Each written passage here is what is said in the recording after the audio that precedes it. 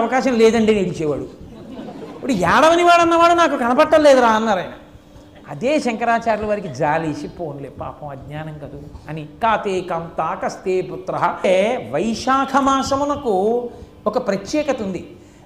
దాని పేరే వైశాఖ. వైశాఖ అంటే కొమ్మలు లేనిది అని, శాఖ అంటే కొమ్మలు. వైశాఖ కొమ్మలు లేనిది. కొమ్మలు లేనిది ఏది? చెట్టు కానిది. కాబట్టి తీగ, తీగగా ఉన్నది. వైశాఖ మాసంలో బాగా వచ్చేవి మల్లెపూలు, బాగా వచ్చేవి మల్లెపూలు. ఆయన వైశాఖ తీగ. ఈ కాలంలో బాగా పువ్వులతో ఉండే తీగేది మల్లె తీగ. మల్లె తీగకే మాధవి అని పేరు మల్లె పువ్వుకి. ఆ మాసమునకు మాధవ మాసము అని పేరు. చైత్రమాసానికి మధుమాసం అని పేరు, వైశాఖ మాసానికి మాధవ మాసం అని పేరు. ఆ పేరే మాధవ మాసం. మాధవ మాసంలో ఉన్నటువంటి వైశాఖము తీగ మాధవీలత. మాధవీలత అంటే మల్లెతీగ. వైశాఖ మాసమే మల్లెతీగ. కాబట్టి ఆ మాధవీలత మల్లెపూలు పూస్తుంది. మల్లెపువ్వు అన్ని పువ్వుల్లా పొద్దున్న విచ్చుకోదు, సాయంకాలం విచ్చుకుంటుంది. దానికి అదో విచిత్రమైనటువంటి లక్షణం. అందుకే శంకరాచార్యులు వారు శివానంద లహరి చేస్తూ మల్లె పువ్వుకి పైకి చెప్తూ లోపల శివుణ్ణి చెప్తూ సంధ్యారంభ విజృంభితం శృతిశిరస్థానాంతరాధిష్ఠితం సప్రేమ భ్రమరాభిరామ మసకృత్సద్వాసనాశోభితం భోగీంద్రాభరణం సమస్త సుమన పూజ్యం గుణావిష్కృతం సేవే శ్రీగిరిమల్లికార్జున మహాలింగం శివాలింగితం అన్నారు. కాబట్టి అది సంధ్యారంభ విజృంభితం. సంధ్యాకాలంలో విజృంభిస్తుందంటే విచ్చుకుంటుంది. సంధ్యాకాలంలో విచ్చుకోవడం అంటే ఏమిటో తెలుసా అండి? సంధ్య అంటే రెండిటి మధ్యది, రెండు ఆలోచనల మధ్యలో నిశ్శబ్దం.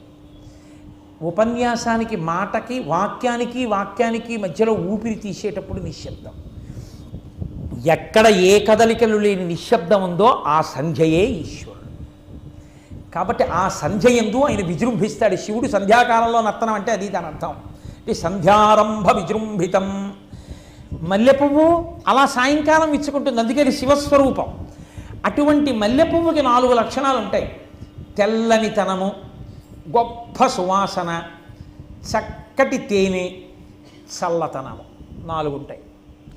అందుకే మీరు చూడండి ఎంత తెల్లగా ఉంటుందో. శంకర భగవత్పాదులు కూడా అంత శుద్ధ సత్వస్వరూపులు. అందుకని వైశాఖము మాధవీలత శంకర భగవత్పాదులు. మల్లె పువ్వు పుట్టిన కాలంలో మాధవీలత వైశాఖం మారిస్తే మల్లె పువ్వు ఎంత తెల్లగా ఉంటుందో అంత శుద్ధ సత్వస్వరూపుడైనటువంటి స్థితిలో ఉన్నవారు శంకరాచార్యుల వారు. మల్లె పువ్వులోని తేనె కాదు. కంచికామకోటి పీఠ బిరుదావళిలో ఒక మాట ఉంటుంది, సరస్వతీదేవి కొప్పులో తురుముకున్నటువంటి మల్లెపూలలో ఉన్నటువంటి తేనె కన్నా తీయగా ఉంటుంది శంకరాచార్యుల వారి మాట. అంత తీయని మాట ఆయన మాట. ఎంత గొప్పగా ఉంటాయో ఆయన శ్లోకాలు, ఆయన మాటలు. ఎంత అసలు నిజంగా ఒక్కొక్క శ్లోకం చదువుతుంటే అబ్బా ఇది శంకరులు తప్ప ఎవరు రచన చేయగలరా అనిపిస్తుంది. శివానందలహరి, సౌందర్యలహరి, భజగోవిందం, అసలు నిజంగా షట్పది ఎటువంటి ప్రయోగాలు చేశారో, ఎన్ని భుజంగాలు ఇచ్చారో మహానుభావుడు.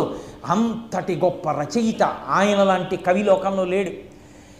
కేవలము ఏదో గొప్పగా మాట్లాడడం కాదు, హరినామస్తుతి చేయు కావ్యము సువర్ణాంభోజి హంసావళీసురచిభాజితమై మానస సరస్ఫూర్తిన్ వెలుంగొందు. హరినామస్తుతి లేని కావ్యము విచిత్రార్థాన్వితం వయ్యు శ్రీకరమయ్యుండద యోగ్య దుర్మదనత్కాకూల కర్తాకృతి అంటారు పోతన గారు భాగవతంలో. ఏదో అందంగా కవిత్వం 4 మాటలు పేరు చేసి చెప్పేశామంటే సరిపోదు. అందులో భగవత్తత్వం ఉండాలి, 10 మందిని ఉద్ధరించేదై ఉండాలి. తేనె వేడి చేస్తే చలవ చేస్తుంది, చలవ చేస్తే వేడి చేస్తుంది. తేనెకి ఆరోగ్యాన్ని పరిపుష్టం చెయ్యగలిగిన లక్షణం ఉంది, కపవాత పైత్యములను పోగొడుతుంది. తేనె ఎంత మధురంగా ఉంటుందో, నాలుక మీద వేసుకుంటే చప్పరించబుద్ధేస్తుందో శంకరాచార్య